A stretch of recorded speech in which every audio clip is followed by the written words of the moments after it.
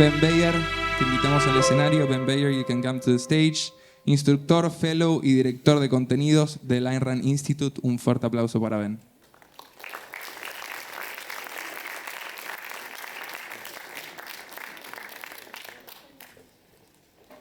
All right, can everybody hear me? Yes, great. Good Sunday morning to you.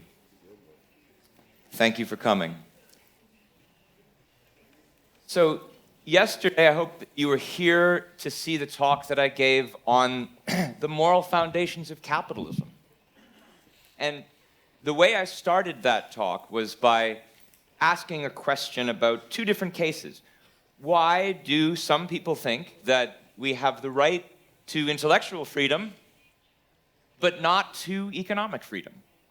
And what I argued for, and this was an argument that I was directing especially against leftists, socialists who favor or allegedly favor intellectual freedom but not economic freedom. And I argued that actually, if you look at the logic, if you look at the philosophic reasons why we should respect intellectual freedom, we should also respect economic freedom, that the two are of a piece. The reasons for one are the reasons for another.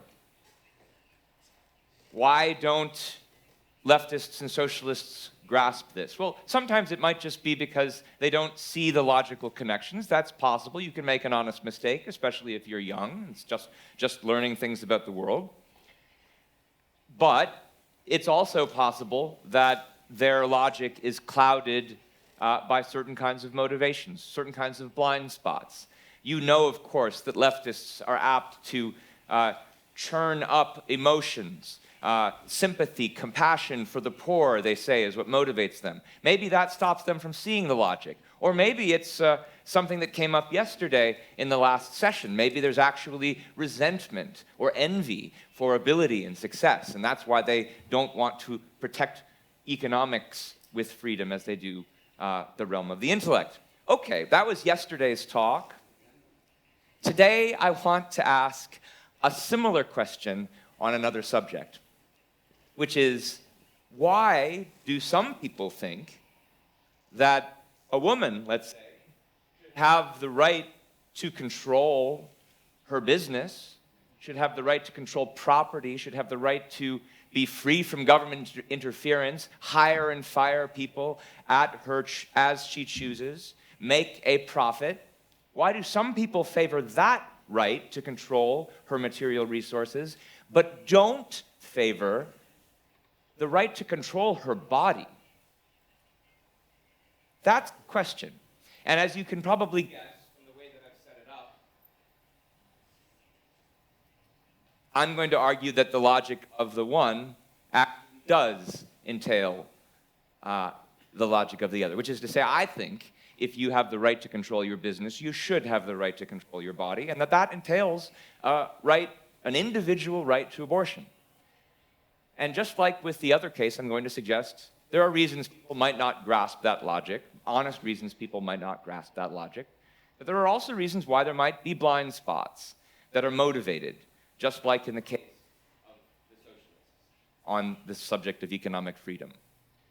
And so this is a controversial issue, obviously. It's one that there's a lot of emotion around. I'm going to be arguing for a controversial position. And so what I would encourage you to do is to try to not be like the leftists are on matters of economics. Try not to let out-of-context emotions cloud your thinking on this.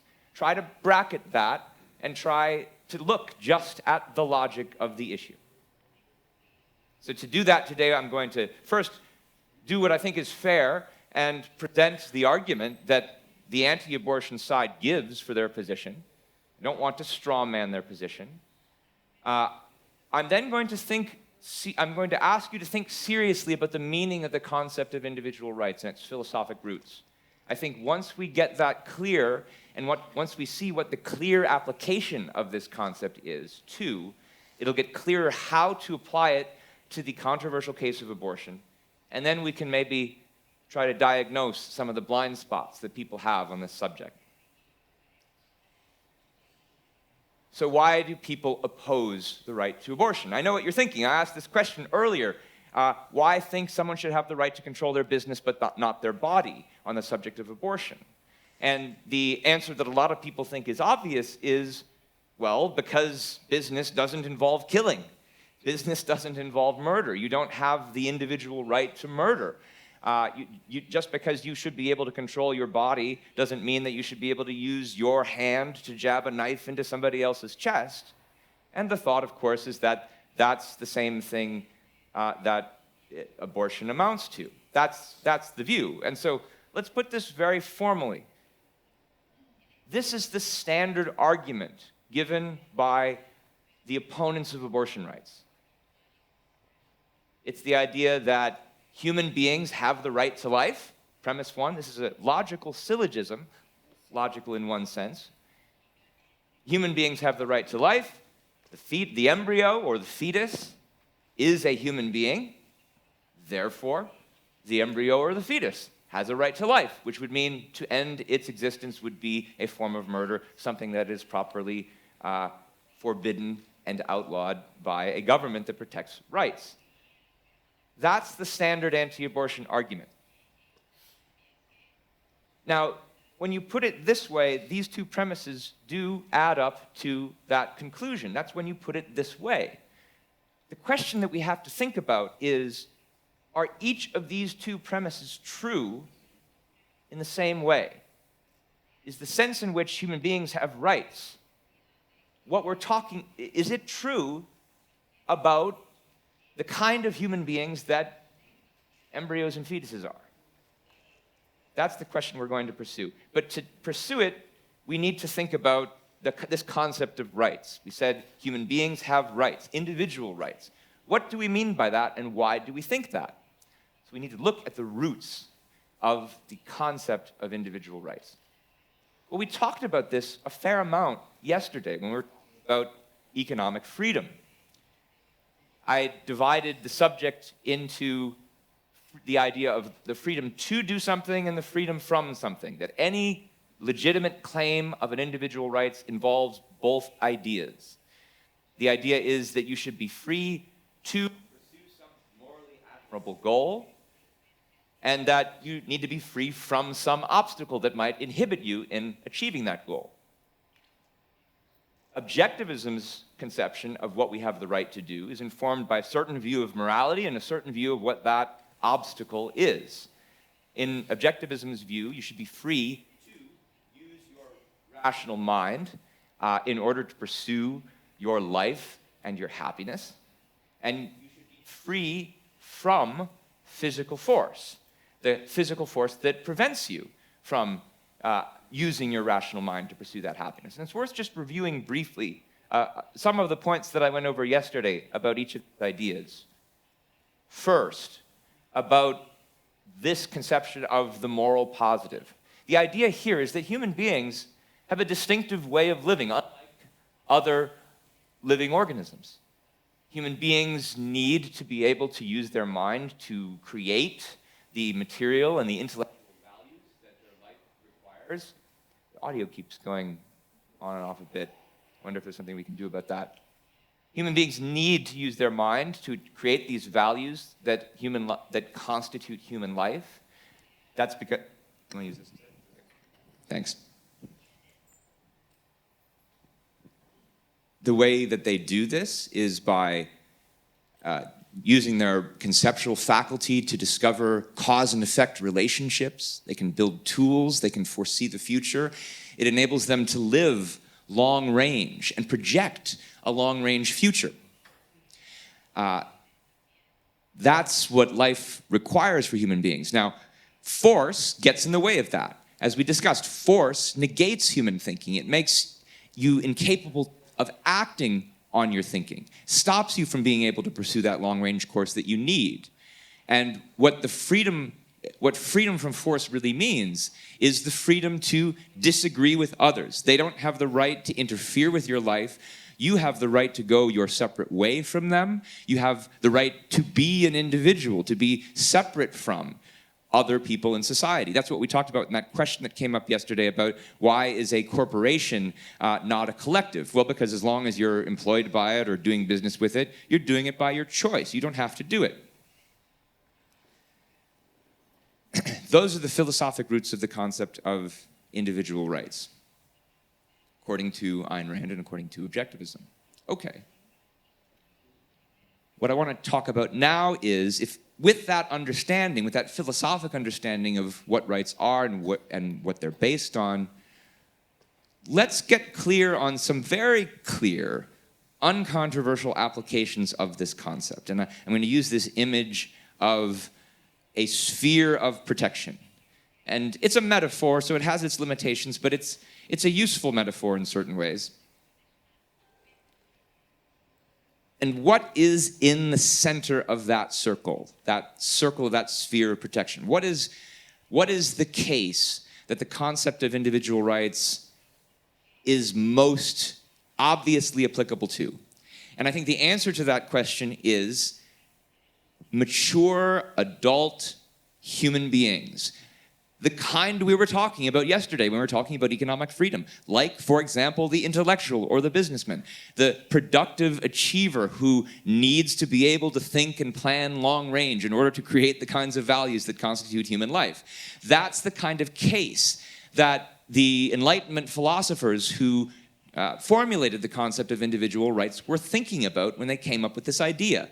They were formulating a political philosophy, a philosophy that's for the sake of setting up the structure of a society. We have people living with each other in a society.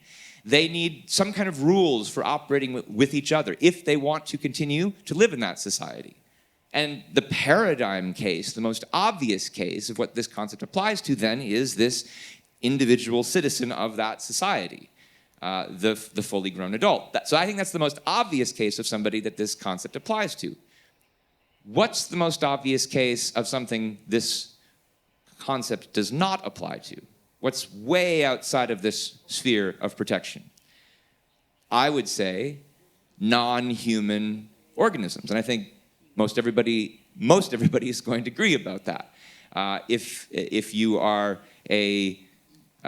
eat meat or vegetables, then you don't think that animals or vegetables have rights, even though they're alive, because you realize there's a big difference between human and non-human organisms. Non-human organisms, they don't live by their reason, they don't have free will, they don't need to create any kind of values in order to live, they simply adapt to their environment using the programming that they're given.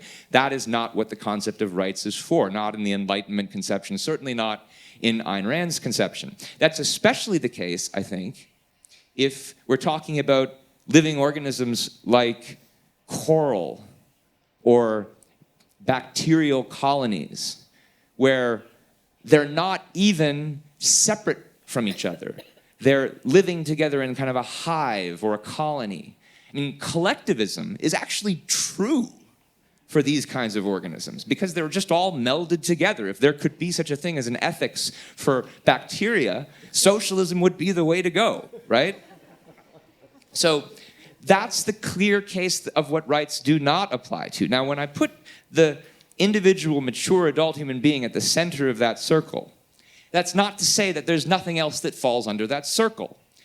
After all, especially, remember the fact is that human beings live by long-range planning. So it's not just a time slice of a human being who goes in that circle. It's somebody who has to plan over the course of his life, and government needs to protect him over the course of his life so that he can engage in 99-year contracts, for example. And of course, to get to the point of being a productive adult, you have to be educated, you have to train. All of that process needs to be protected. You need to be able to grow up. And so, especially because of that, and because of the fact that parents who have children have long-range plans in having children, I think you can make a very easy, obvious, good case that, yes, even the youngest among us deserve rights. Infants have rights too. That's to lay out, I think, what are the clear and obvious cases. And that's clear and obvious if you're coming to it from the framework, the philosophic framework we were just discussing, the objectivist view of a certain view of morality and a certain view of what freedom requires. How does this then apply to the abortion controversy?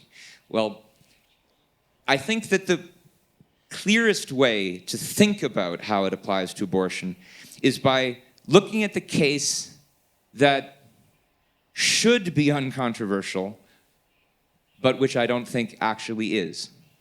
And that's the case of a newly fertilized zygote, which, once it's fertilized, if you terminate it, that is an abortion. And there are places in the world, places in the United States, where you can't even end the life of a zygote. It's abortion, it's forbidden. Now, there are a number of things that are true about zygotes that are often offered as reasons for why they have rights and for why they shouldn't be aborted, but which I don't think are very good reasons. I'll go through a few of them. So, for instance, it's stated, they're alive. Well, of course they're alive. There's biological activity going on in these zygotes. But of course, so are animals, so are plants. If you think the zygote's alive, we should protect it with rights, why do you eat meat? It was alive too. Now, maybe you're a vegetarian, maybe you're a little more consistent, but the plants are alive too. Why are you killing them? So the mere fact that it has biological activity going on in it, that's not what bestows rights, at least not according to Ayn Rand's ideas. Okay, it's not just alive, though. It's also got human DNA. It's got 46 chromosomes. But there are things with DNA, including some things with 46 chromosomes, that we also don't think would have rights either. How about a human corpse? It's fully biologically human. It's got 46 chromosomes. And you might say, well, yeah, it's dead. Well, death is a gradual process. And the heart stops beating, but many of the cells are still alive after the heart stops beating. And those cells have 46 chromosomes of human DNA and are not all dead yet, but you still don't think the corpse has rights. Or how about the human sperm or the pre-fertilized egg? They've got human DNA. We don't think, most of us don't think they have rights. The DNA by itself is not enough to bestow rights. Now you might say, okay, what's important about the fertilized zygote, the full 46 chromosomes, is that unlike the sperm by itself, it's got the potential to become an actual individual human being. It's got the potential to be born. Well, it's got more of a potential, that's true. Still not quite a 50% chance of being born. If you look at the most optimistic studies, the ones that are usually invoked by defenders of abortion rights, the most optimistic studies say, in the best cases, fertilized embryo has about a 50% chance of actually reaching term. So it's a 50% potential. And I should say, like, we've discovered a lot about epigenetics that tells us that the DNA itself is not enough to determine the nature of the newborn infant, that there are a lot of other factors besides genetics that go into it, that happen later in pregnancy. And the more fundamental philosophic point here is that a potential is not an actual. An acorn is not an oak tree, even though it is a potential oak tree. A potential is not an actual. Individual rights apply to actual individual human beings, not to merely potential ones. And here, like a negative point that I'll make here against the idea that the zygote would have rights is, look, it is not even physically or physiologically individuated from the host, from the mother. In this respect, it is not too different from that bacteria colony or the coral. And that's really important because individuation is the basis for individual rights. That's part of why we call them individual rights. Again, remember, what those Enlightenment philosophers are thinking about when they're formulating this theory is what are the conditions required for these separate individuals living in society? What kind of boundaries do we need to draw around their lives so that they won't interfere with each other, so that they'll have freedom of action from each other? You can only talk about the right to freedom of action in a case where you're talking about entities that have the capacity to act independently, which is what individuation gives you, which is what the zygote does not have. Is what the embryo does not have, even as it develops. So I hope what this list of points helps you see is that the reasons that Enlightenment philosophers had for believing there were individual rights, the reasons that you can give for thinking that intellectual freedom should be a right, the reasons that you can give for thinking economic freedom should be a right, that we require a broad range of freedom of action if we were to control material resources, if we're to live as human beings, these reasons just don't apply to something like a zygote, to something like an embryo. And so when we turn back to that standard anti-abortion argument, the way that I put it, the way they often put it, it looks logical on the face of it, but there's something deceptive going on here. Yes, human beings have the right to life, but what we mean by that, what's actually true, what's philosophically defensible, is that individual human beings have the right to life if what we're talking about is individual rights. And yeah, it's true that the embryo and the fetus are human, they're biologically human, they have human DNA, they are not, they don't have shark DNA, they don't have lion DNA, they're of the species human, Homo sapiens. So they're biologically human, but just being biologically human is not enough to make you an individual human being. And so even though it looked like it was a logical argument, the first and the second premise don't actually connect. They don't have the same middle term, as they put it in logic. And so that conclusion simply does not follow. It's not a logical argument. Not if you understand individual rights in the way that Enlightenment philosophers do, in the way that Ayn Rand did. But you know who certainly is an individual human being with rights? A woman. And that's, of course, the other factor in this equation when you're talking about the abortion controversy that you have to take into account. She is an individual, she is separate, she is distinct from others, acting in a society where she needs to be able to be free from coercion in order to act, in order to create the values that are needed for her life. She needs to be able to go her separate way. She can go her separate way in the way that an embryo or a fetus can't. She has hopes and dreams that she is hoping to enact in her life. She has one and only one life in which she has a chance to make this happen. Her life might not include the idea of childbirth. That might not be part of her chosen happiness. It might be that it is part of it, but it's not the time yet for it. She needs to do it at a time that's going to fit her life plan better. And she needs to be able to chart her destiny.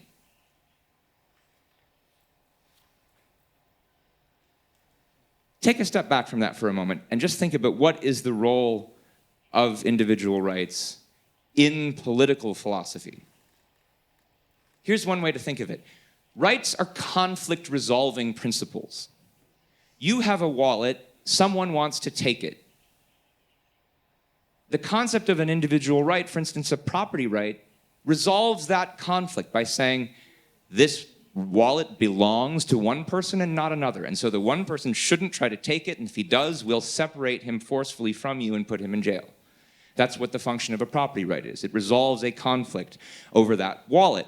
Well, one consequence of thinking of rights this way is that there can't be conflicts of rights, because rights are there to resolve conflicts in the first place. If what you think you have is a conflict of rights between, say, the woman and the zygote, what you're talking about is not rights. You can't have rights applying in a situation where there is an irreconcilable conflict, say because the two entities are inextricably connected to each other. You can't say to the embryo, why don't you leave that woman alone, go your separate way, and go be an embryo on your own? That can't be done, obviously, biologically speaking. You can't say to the woman, why don't you leave that poor embryo alone? Leave it to its own devices. You can't do that because until it's born, she is its device. There's no way to separate the two of them. Thus, the concept of rights does not hold between the two of them. That's not what it's there for. It does apply to the woman against the rest of society. She has an individual right against their interference with her life, and that's why we say she has a right. But then she's the only one in the equation that has that concept applying to her in any way. A consequence of this, and this is the sometimes most controversial consequence, is that individual rights do not begin until birth. That's Ayn Rand's view. They don't begin until birth because it's only at birth that individuation begins. It's only at birth when you are a separate entity who is capable of acting independently. And there are a host of physiological changes that happen in the newborn infant that occasion this. The lungs fill with air. Its eyes are opened to the world. Its mind begins to see things and develop concepts. It is an individual beginning with baby steps. Now, it may well be that there are cases where late term in your pregnancy, it would be irrational and capricious to end the pregnancy. It might, in certain cases, be immoral. I don't think in all cases. But even in the cases where it is, rights are there to protect your right to freedom, to make a choice. And that includes protecting occasionally irrational choices, because if you're only allowed to make the right choice, it's not freedom. Okay, so last thing I want to do is talk about some of the blind spots that I think stop people from seeing this logic. We talked about the overall case for individual rights, how it involves a certain moral viewpoint, certain view of what goal is worthy of protection and what kind of protection it requires. And if you don't see the logic that I just outlined about what rights are for and how they apply, it's got to be that you just don't share one of these assumptions that objectivism shares about why we need rights. Either its view of what's morally admirable or its view of what kind of freedom we require to protect that admirable activity. I suspect in most cases, you don't get to point 2. You start with point 1, that you have suspicions about the idea that what's actually morally admirable is the use of your mind in pursuit of the values that you need to live as a happy, flourishing human being. And there are some easy to point to reasons why people in Western culture would have suspicion about this morality. Because the West has long been dominated by the idea that no, morality is not about using your rational mind in order to be happy. It's about selflessly renunciating your material goods and your sexual joy, poverty and chastity, the ideals of the monk, of the nun. We see this, I think, when we see certain kinds of arguments against abortion rights, when anti-abortion advocates chastise women who want to have so-called abortions of convenience. Who are you to want to pursue your plan for happiness in life just because a child is inconvenient? Well, it's not just an inconvenience, it's a major obstacle if having a family is not part of your chosen happiness. We see it, I think, in the allegation that women who get pregnant by, accidentally, that the responsible thing for them to do would be to keep the pregnancy, as if having sex in the first place is irresponsible, even if they used protection, as if there's something morally impure about sex, as if the pursuit of sexual joy is not a goal of morality. And in the background of that one especially, you have to wonder, is there also some resentment and envy I was raised as a good Catholic boy to follow these rules of chastity, and I didn't have fun when I was young. I kept my virginity until I was married. Now this person says they want to have sex free from consequences. That could be the basis of resentment.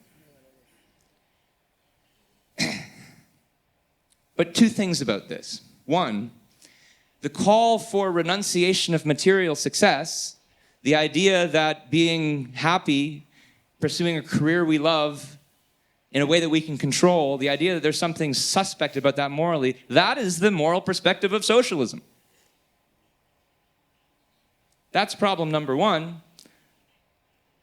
Problem number two, which you can glean from my imagery, is particularly with regard to the idea that sexual renunciation is moral. That is an idea that comes from religion. That is an idea that comes from religious faith, not from reason. There's no rational basis for the ideal of chastity. So those are some good reasons why I hope you can see why Ayn Rand rejected these critics of abortion rights. She was a critic of socialism. She was a critic of religion. If you take a look at the reasons she has for advancing individual rights as a concept, for protecting intellectual freedom, economic freedom, they also logically imply reproductive freedom. She thought the right to abortion was fundamental. And just so that you're not taking my word for it, there's a lot that she said about this. I want to share with you at the end here one last passage, one quotation from her. This is from a Q&A session she gave after a talk in 1976. And she's talking both about the issue of abortion and how it comes up in politics. And she says, I am in favor of a woman's perfect moral right to have an abortion if she so decides. I think it is an issue to be decided by a woman and her doctor. And this is one reason I am against Ronald Reagan. That so-and-so, claiming to be a defender of capitalism and Americanism, has come out against abortion. If he doesn't respect so fundamental a right, he cannot be a defender of any kind of rights. Two quick things to say about that quote. One, why is it a fundamental right? Well, think of it this way. It certainly is fundamental to something like the right you have to economic freedom. How could it be that you have the right to control your material resources, the right to control your property, the right to control vast business holdings well beyond your physical scope, but you don't have the right to control your body? That's a fundamental right. Second thing to note about it, what she says about Reagan. Reagan, of course, is what you think of as the iconic defender of American free enterprise. And yet here she is saying, if he can't defend this fundamental right, he can't be a defender of rights. You have to wonder how many other politicians this kind of claim might apply to. I'll leave you with some resources to explore thinking on this further. One, again, because I don't want you to take my word for it, I encourage you to go online to the Ayn Rand lexicon and to see what Ayn Rand had to say, other things she had to say about abortion rights. If you go to bit.ly/AR-abortion, it'll give you a whole list of passages from different things she said in her writings and in her speeches on this subject. You'll see she has quite a radical view on the subject, just as radical as her view in defense of laissez-faire capitalism, and as I've argued, I think, for the same reasons. And second, I have a short book, Why the Right to Abortion is Sacrosanct. I don't know how easy it is to order things from Amazon here in Argentina. All of the articles in this book were taken from our online journal, New Ideal, at the Ayn Rand Institute. And you can just go to newideal.aynrand.org, look up my name and abortion, and you'll find all of the articles that are in this book. So I hope this gives you some food for thought on the subject. I'm very interested to hear your questions. Thank you very much. Bueno, probablemente es un tema que tenga muchas preguntas, así que vamos a tratar de darle lugar a la mayoría o a todas, y después vamos a cortar un poco el siguiente break y seguramente un poco también el lunch. Así que we're going to go with some questions, Ben. I'll try to let them ask you like most of them. So Yeah, and tell me again if you're going to use Spanish or English? En español. Sí, Ben, gracias por tu exposición.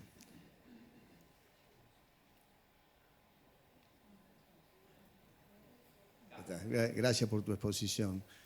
Ayer se dijo acá que la libertad se ejerce siempre y cuando no se vaya contra el derecho de los otros, de las otras personas. Primer punto. Segundo punto, expresaste recién, la mujer tiene derecho a tener su empresa y decidir sobre ella misma, sobre su vida.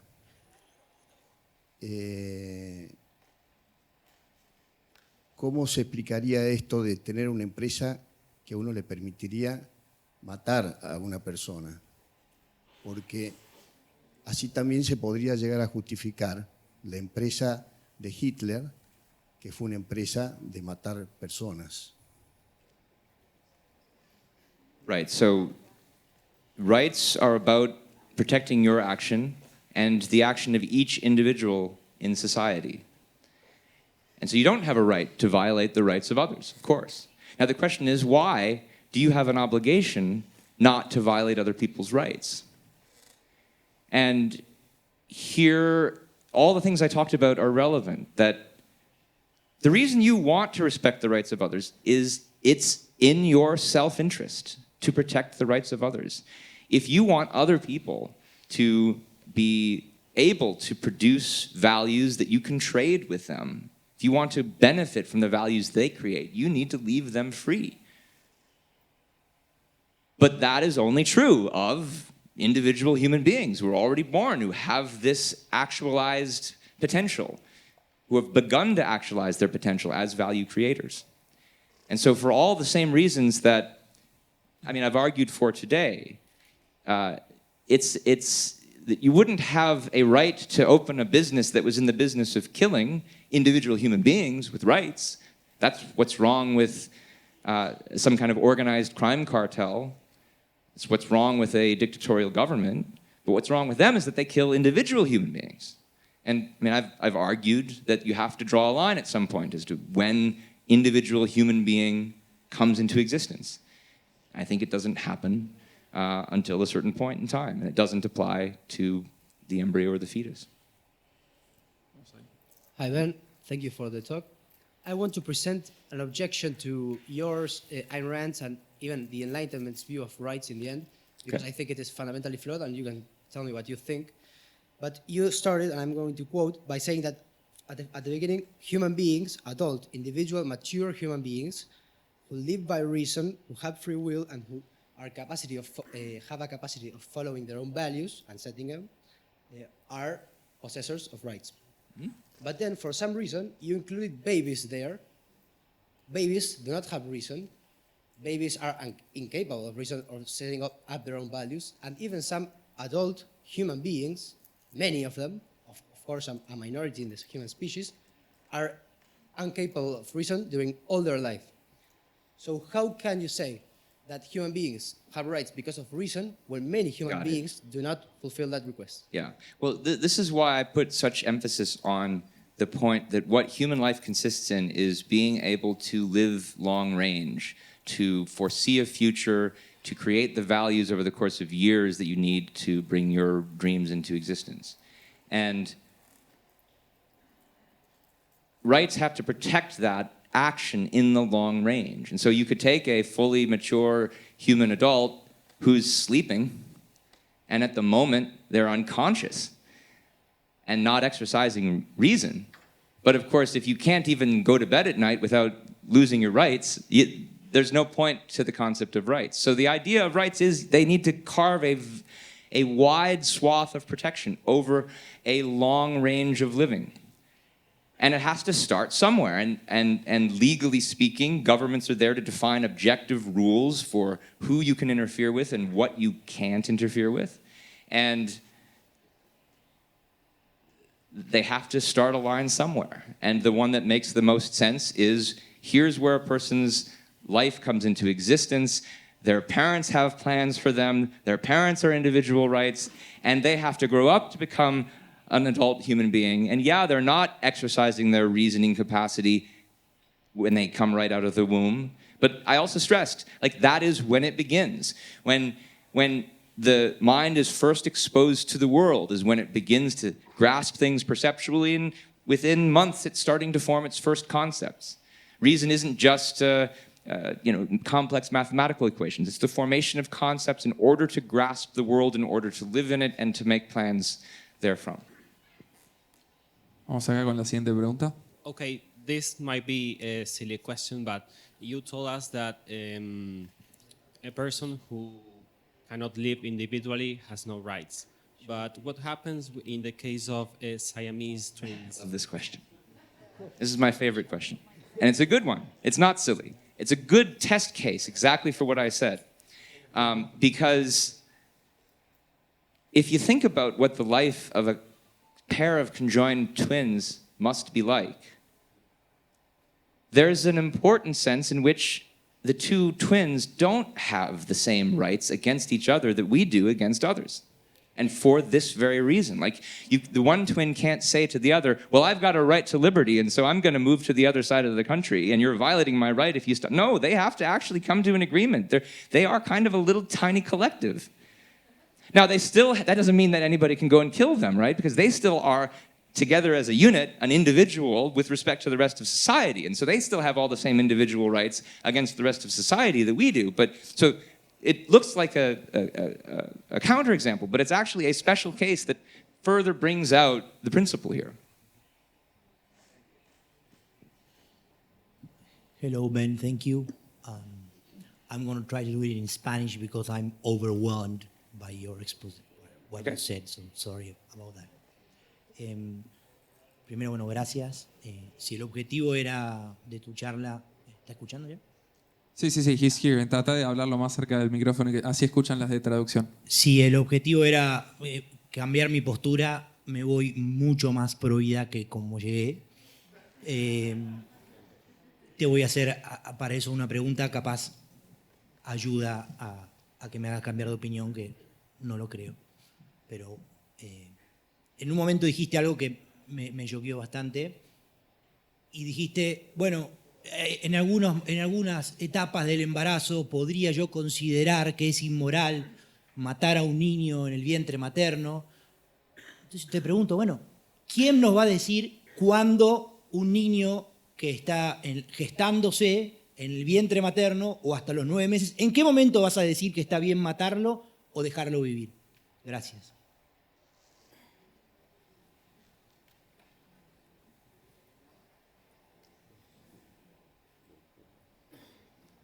I'm not sure if I fully got the question. Obviously, you don't agree with what I'm arguing for. I get that. It sounds like when you cross the line. Yeah, it sounds like you're asking a question about. It sounds like you're willing to concede the point that abortion of an early term embryo would be okay, maybe, but not later in pregnancy. I think you're asking about that. And here again, all I can do is reiterate some of the things I already said. One is that the whole basis for the theory of individual rights is the fact that we need to act freely from the interference of others. And you just don't even get that capacity until you're born. Now, that doesn't mean that it would be always a good thing to end a late-stage pregnancy. I mean, here I think the main reason why it wouldn't be is that if you've gone 8 months and it's probably because you wanted a child. And from the perspective of your own life and happiness, you should have integrity and loyalty to your values. You wanted a child. Yeah, it's a challenging thing to have a child, but you should go through with it. And so there's a lot of cases, well, there's at least some cases later in pregnancy where it would be wrong to end it. But if we're talking about the question of rights, rights are things you have that protect freedom. Freedom protects not just the right choice, but sometimes the wrong choice. It doesn't protect every wrong choice because some wrong choices include violating the rights of other individual human beings, but this just isn't a case of an individual human being. And I'll say one last thing about this, which is that the cases we're talking about here are so rare, and that's important. Most abortions happen early in pregnancy. Of those that happen late in pregnancy, most of the ones we know about are ones where having the child would threaten the life of the mother or where there is a severe fetal abnormality. And most of the people who are opposed to abortion rights will still say, you've got to make exceptions for the life of the mother. And yet, it's precisely in those late stages where you need to make those exceptions. But you didn't answer the question. When you can kill a baby inside a womb of a mother? Well, You're not answering the if question. what you mean is, So when does we it... cannot play God here, you know? Yeah, let's see what happens. We'll see when. I think I did answer the question in the speech. My argument is, you have the right to do it until birth. That doesn't mean it's always a good thing to do, but you have the Okay. right to do it. Thank you. Vamos a hacer una más acá, una más ahí y la última acá. ¿Sí? ¿Que sigan? Bueno, dejamos. Buenos días. Si no se sube nadie más a la fila, por favor. Interesante la posición, no la comparto. Si podés acercarte un poco más al micrófono, así te escuchan allá de traducción. Eso. Buenos días. Mi nombre es María Emilia Sebasco y le quiero preguntar que en este derecho que tenemos las mujeres, como los hombres, a disponer de nuestra libertad, entiendo que también la libertad va acompañada de responsabilidad. Cuando un hombre y una mujer conciben a un embarazo, creo que tiene tanto derecho la mujer como el hombre a decidir. Y yo lo que no veo es en todos estos movimientos donde se pretenden equiparar los derechos, es que no se le da lugar al hombre a decidir si quiere o no continuar y tiene el mismo derecho a tener un hijo. Entonces, me parece que es interesante ver que cada uno en su género, en masculino o femenino, que componen ese nacimiento o ese niño que viene al mundo, tiene derecho a sostener la vida, y no solo la mujer, por una cuestión de que yo hago de mi cuerpo lo que quiero. No sé qué es lo que piensa.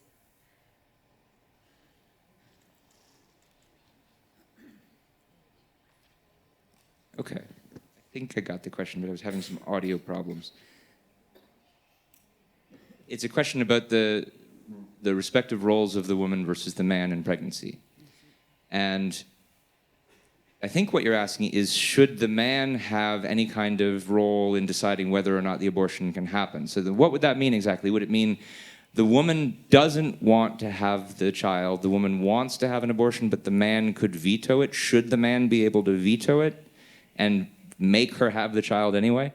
I can see no possible reason why the man should have that ability. The man's not the one who's carrying the child. The man is not the one whose body it's coming out of. The man is not the one who has to carry this burden for 9 months and go through a potentially torturous physical procedure, if not a dangerous medical operation. So the mere fact that his DNA it's half his, that doesn't establish any kind of ownership over what's in her womb. What I do think is true about men is that the more interesting question is, what should his responsibilities be if the child is born? So I think part of the reason this question comes up is if a woman decides to have a child that the man doesn't want, should he be forced to pay for it? And I think that depends. I think it depends on what was her understanding at the time of her pregnancy. Did he communicate to her that he was going to help her? In which case, there should be some agreement to that effect, and he should help to pay. But if he strenuously objected to her having the child up front when she could have had an abortion, then I don't think he should have to pay, even if she has the child because she wants it. But the question of whether she has it, that is fundamentally a question about her bodily autonomy, because she's the one who has to carry it. So I don't think the man should get to veto an abortion. Only the woman can decide what she uses her body to do. Siguiente.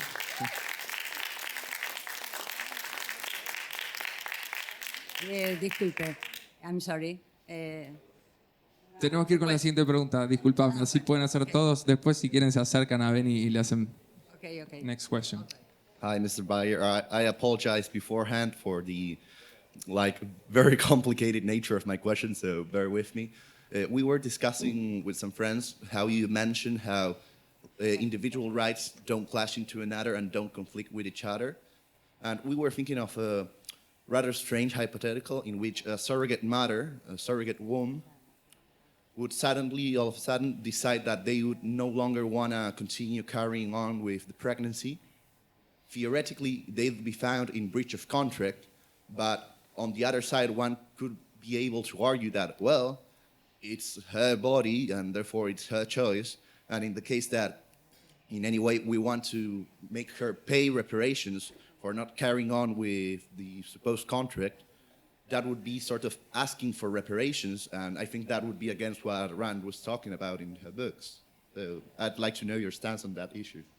I don't have a stance on it because I've never thought about this weird hypothetical. I can speculate a little bit. Here's just some principles for consideration that I don't think answer the question.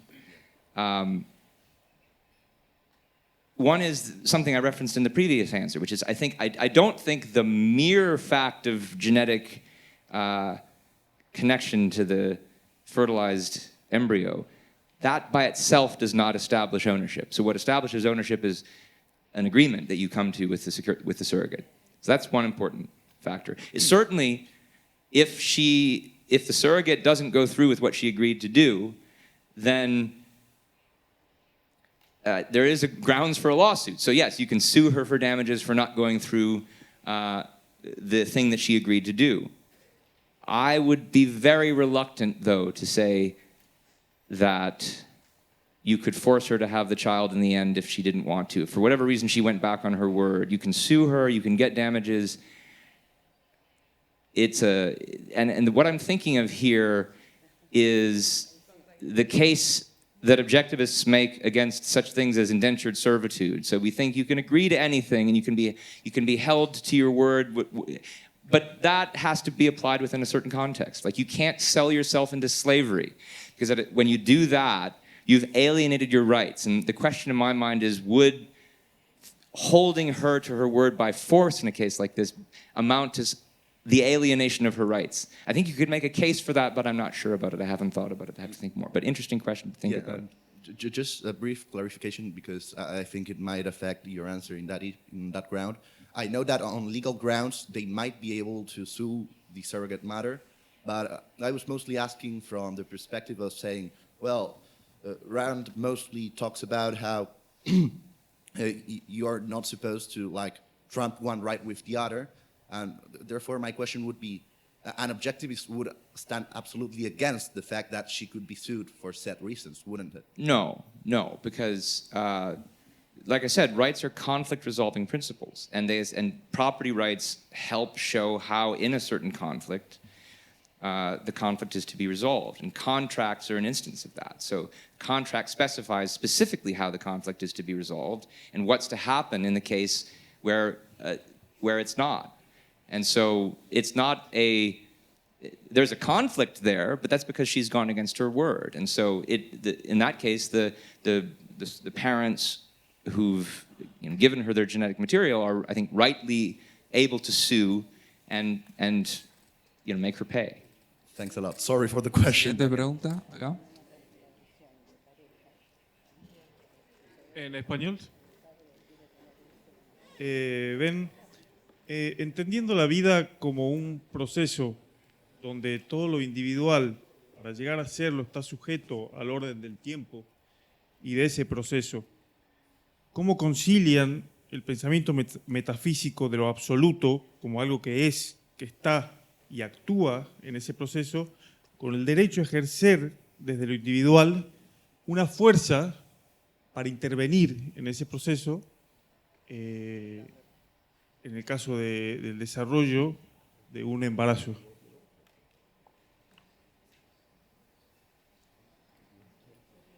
I see. I think you're asking a question about whether there's a contradiction in what I said about why you need to protect a born human being over the course of his life so that he can develop and plan, etc., and the fact that I've said that the developing embryo or fetus doesn't get the same protection.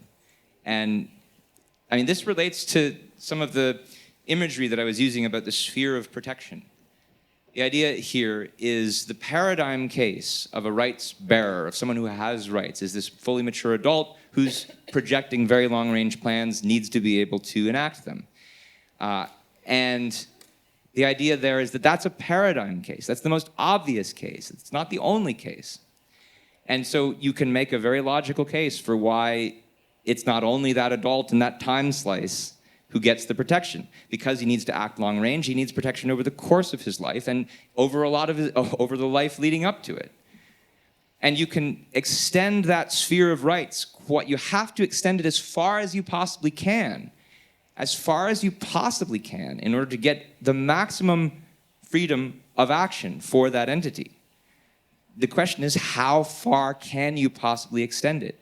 And here my basic principle is, you can't extend it further than the point where, if you extended it to protect an embryo or a fetus, it would now restrict the rights of an obviously fully mature adult, the woman.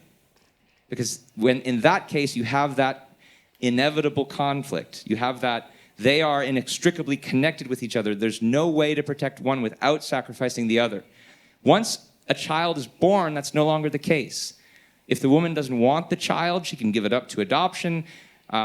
There's no reason for her to kill it. Somebody else will take care of it, right? But before that, there's no easy resolution in the way that there is with adoption. That's the issue, that's the principle. Siguiente pregunta ahí. Hey, Ben. So my question is not so much on the realm of ethics, but it's more on the political realm. You know, this subject, it's like one of the most polemic subjects everywhere, right? It's like every election campaign anywhere, there's always this subject, and it's always, it's never resolved. And, you know, I don't think we're going to ever get into an agreement on an election campaign about the subject with anyone. But, and then I look at the quote that you brought from Rand, right? And I have to make a parallel with Millet, of course. Interesting parallel. Yeah, I mean, it's kind of obvious, right? You know, you know his position and you know Reagan's position, so obviously Rand wouldn't support him in an election if she was Argentinian, for example, probably. So my question is, you know, I understand her position and I respect her position as a woman and as an objectivist, but sometimes I think that, you know, in a democracy, it's going to be really hard for you to elect someone that thinks exactly like you, right? You know, so sometimes you have to choose between a socialist and a libertarian that may not agree with you on all points. If we have a radical position, aren't we preventing people that actually going to further the cause just because we don't support all the points? It's a very good question, and I would not say, for instance, that I know that she would oppose Millet. It's a different time and a different place, and that's relevant. So she is saying this in the late 1970s, when the Republican Party in America has just begun its course of becoming increasingly religious, the moral majority, opposing abortion rights, etc. And she says, if this is the way the Republican Party starts to go, we're going to be in a really bad situation. She doesn't want it to go that way. Now, you might think, I don't know if she'd think this, but you might think, I don't know if I even agree with this, but you could think reasonably that, yeah, they shouldn't have gone that way, but they did. And now we're so far gone, there's no going back anytime soon, and we're faced with these two equally bad choices. And so you need to flip a coin and you know, pick the lesser of two evils, and you might have a case for why, you know, the right-winger rather than the left-winger is the lesser of two evils. So I don't know that she would necessarily say, don't vote for Millet. What I do think she would say, that she still says, that she says about Reagan, is that if the person has this position, you can't really think of them as a honest defender of rights. And you have to think about that if you're thinking about voting for them, especially if you have to think about, well, you know, what kind of promise are they actually making for me, and am I going to actually expect them to carry it out in every other way that I could want them to? Vamos acá. We have 5 more minutes, so try to be quick. Okay. Hi, Ben. Thank you. Thank you very much. It was really well explained and very educative. So you mentioned at some point that there is, if I understood correctly, there is certain resentment from some men who think like, well, I didn't have sex until I was married. Not just men, but women. Right, exactly. And I think that that's a very interesting point. So I am observing, like in 2 lines, most of the people asking the questions are men, except for one lady that was here asking a question. And I was wondering if you could go a little bit deep in explaining what are the premises behind this opposition of men against the abortion, and why do they think entitled to decide over women's bodies? Well, there are a lot of men asking questions here, but there's just usually a lot of men at objectivist conferences, so I don't know if that necessarily proves anything. And the wider issue is that I think, generally speaking, there is just as much opposition to abortion among women, especially religious women, as there is among men. The kind of typical left-wing progressive reasons for favoring abortion rights. And there's so many ways in which my view on abortion is different from the left-wing view, as I hope you can see. The typical pro-abortion leftists will say it's just sexism that explains opposition to abortion.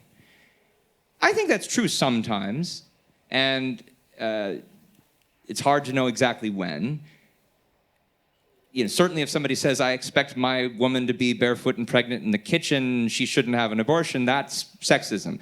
Very few people put it quite in those terms. There are people on Twitter these days who talk about trad wives, who I think are sexists, and who oppose abortion for that reason. But I don't think that's all of them. I think that the more general reasons, especially among women, are that they believe a religious ideology that is opposed to it. That's not sexism. It's a whole other problem. And I'll add one more thing to that, which is that that's for those who are really opposed to abortion, sincerely opposed on some kind of ideological principle. I think a lot of people who are opposed to abortion these days are opposed in a less sincere, merely nominal way, which is to say, they are tribalists. There's an enormous amount of tribalism about abortion today. 40, 50 years ago, it was not nearly the political controversy that it is today. And it's because certain politicians have decided, hey, we can get people angry about this. Let's whip up tribal fervor. And so there are a lot of people who oppose abortion just because it's what the other side favors, and they like to oppose the other side. And they hate the other side, and let's dredge up everything we can think of to explain why they're evil. So there's a lot more than sexism. There's tribalism, there's religious ideology. I think those are more of the driving factors than sexism, but sexism is still a real thing. Thank you. Vamos con una más acá. Vamos a hacer una última acá y los dos que quedan ahí. Hi.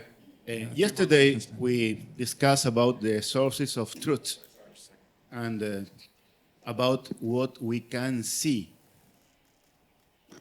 So, sorry. Here we go. Yesterday we discussed about the sources of truth and about what we can see. I think Ayn Rand lived before ecography. Lived before ecography. Ultrasounds, okay. Sorry. For ecography, yeah. So I found your image you choose a bit tricky because you haven't choose the image of 6 months unborn baby. You put a 1 day zygote and compare that put together with a coral or a bacteria image. So that presentation was a bit tricky for our senses. So you compare a baby to a bacteria. And you can kill a bacteria. And you can kill a baby in the same way. So if Ayn Rand has any time seeing an echography of a living baby smiling, responding to music, responding to sun touch the mother, consider the baby bacteria. So, have developed the same theory. Have we to revise that theory until on the evidence of we can see in the reality? Okay, I think I get the question. I don't know when the first ultrasounds were starting to be used, but it's not like people living in the 70s didn't know what a fetus looked like. There were plenty of pictures of fetuses. There were there's a whole Life magazine cover in the early 70s, I think, that made it very vivid. So it's not that she didn't know what it looked like. It's possible that there are certain people for whom that kind of imagery makes a difference.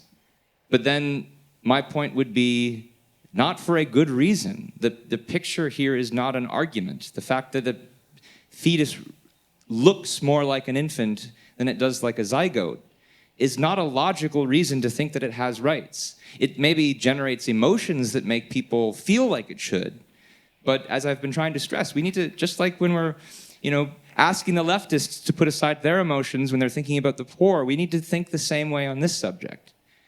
And so I think, regardless of what it looks like, the philosophical considerations that I tried to explain still suggest that rights don't apply to something that looks human just because it looks that way. Siguientes, vamos a hacer las últimas dos preguntas. Vos. Sí. Hello, Ben. I would ask a question. You several times talked about the process that the government has got to look after it, no? In all our free decisions, or in many of them, we have some unwanted consequences, and we are responsible for them, especially, for example, in accidents, no? So how does this come in with this? Because it's not always, I'm with you when you criticize religious and saying that they are against showing sex and all that, but that's not the only situation where it looks like the woman takes a decision, an absolute decision, not being responsible for the consequences of what she did before or what's going to happen afterwards to a father, and so on. Yes? Yeah, I think I get the question. I wrote an op-ed about this very question. You can look it up on our website. Those who take personal responsibility seriously should reconsider abortion rights. So, you mentioned the parallel to accidents. Well, let's work with that parallel. Suppose you are driving to work and you get in an accident. Now, maybe you were wearing your seatbelt, maybe you weren't. Let's just suppose, for the sake of argument, you weren't. It was irresponsible of you not to wear a seatbelt. So consequently, you're injured in this accident. Now, what should you do? What's the responsible thing to do? Is the responsible thing to not go to the hospital to fix your injuries? Because they're the consequences of your actions? Of course not. The responsible thing to do is to fix the injuries, to get healed. But that's tricky. My life changed. I'll have to go to hospital, stay in bed a couple of months, and I won't go to work. I'll have less income. Right. Yeah, exactly. And if it's going to take a lot from your life. If you have a child that you don't want, it will take a little time from your life to take responsibility and solve the problem that you created. So, I mean, what the accident example is ambiguous about is, are you responsible for paying for other people who you've injured if you've had an accident? And I would say, yes, you are. But that's because when you're talking about a situation on the road, those other people are actual individuals with human rights. So that's where it differs from the case of abortion, because the embryo or the fetus is just not that. And there, then, what responsibility demands is that you think about the consequences of your actions for your future. That's what responsibility really is about at root. It's about knowing the cause and effect relationships between what you do and what you're going to get as a result in the future. And if you don't think your happiness includes having a child, the responsible thing to do is to have an abortion. It's a strange sounding thing for someone to say, but I think that's actually true. Last question. Muchas gracias. I will make just a short comment and a question, but I will do it in Spanish. I think it would be better. En primer lugar, primero voté a Milei y estoy a favor del aborto, así que yo creo que don Milei ha estado bajo muchas influencias conservadoras también, más allá de su posición a favor de la libertad, y yo creo que es un hombre tremendamente inteligente y que en el futuro existe la posibilidad de que tal vez modifique su posición. En la Argentina, en algunos aspectos, el grueso de los abortos, el 99% de los abortos se dan antes de las 16 o de las 20 semanas, de manera que no hay órganos, no hay tejidos nerviosos y todavía no empezó a constituirse el cerebro. De manera que es una posición donde realmente las fotos que se sacan de abortos adultos son en general bastante tricky, porque como bien mencionaste tú, los abortos se producen generalmente cuando son en estados ya de 6 o 8 meses, cuando la madre tiene algún problema, porque si no hubiera continuado el embarazo. Ahora voy a la pregunta. La pregunta es, en la fertilización asistida se fertilizan una gran cantidad de óvulos y normalmente los médicos que están tratando de ayudar a una mujer a que pueda concebir una criatura realmente se ven obligados, cuando realmente inseminan a la mujer con un óvulo, a descartar muchos óvulos fertilizados. Eso crea realmente una dificultad tremenda para quienes consideran que es un asesinato el descartar un óvulo fertilizado. ¿Podría comentar sobre eso? Gracias. Yes, definitely. And this is a matter of controversy in the United States just recently. I don't know if you heard about how the American state of Alabama, the Supreme Court ruled for archaic reasons that the fertilized embryo counts as a person with rights, and therefore you can't, therefore a hospital that accidentally destroys a fertilized embryo in the in vitro fertilization process could be sued for wrongful death. Because, yeah, you're absolutely right. IVF almost always involves the harvesting of multiple embryos for the sake of maximizing the chances of actually leading to a successful pregnancy. And it is virtually impossible to do the procedure without destroying some of them. And so, yes, you're absolutely right. This puts the anti-abortion side in a very uncomfortable position because they were claiming to be all about family and childbirth, and here's a case where a couple is desperately trying to have a child. They really want one. It's definitely part of their plan for their happiness in their life, and here's the state basically telling them, you can't, because it might accidentally destroy a zygote. And so the zygote image is especially relevant in America right now because that's the image of the thing that conservative politicians in Alabama thought has rights that need to be protected from couples who are trying to have babies, which is obscene and absurd. And so the interesting thing that's happened in the States because of that is the Alabama legislature, seeing the judicial decision, realized, wow, this is a very unpopular position our judges have put us in. We'll pass a law basically making an exception for IVF, saying it's immune from all such lawsuits without giving any reasons for it except to say, well, we're making the exception. We're not actually going to clarify any of the laws that the court drew on to say that the fertilized embryo actually is a human person.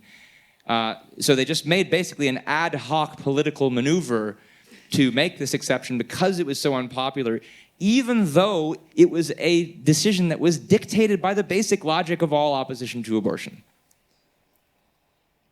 So I think that's one of the cases where you see how absurd that logic is when judges following those premises to their logical conclusion say, well, yes, this is a fertilized embryo, it's human, it must have rights, we have to protect it. And usually what happens in logic is when you reach an absurd conclusion, it must be that there was something wrong with one of your premises. You need to check your premises, as Ayn Rand would say. And here I think the premise to check is that mere possession of human DNA gives rights. It just doesn't. Thank you, everyone, for listening. Thank you, Ben.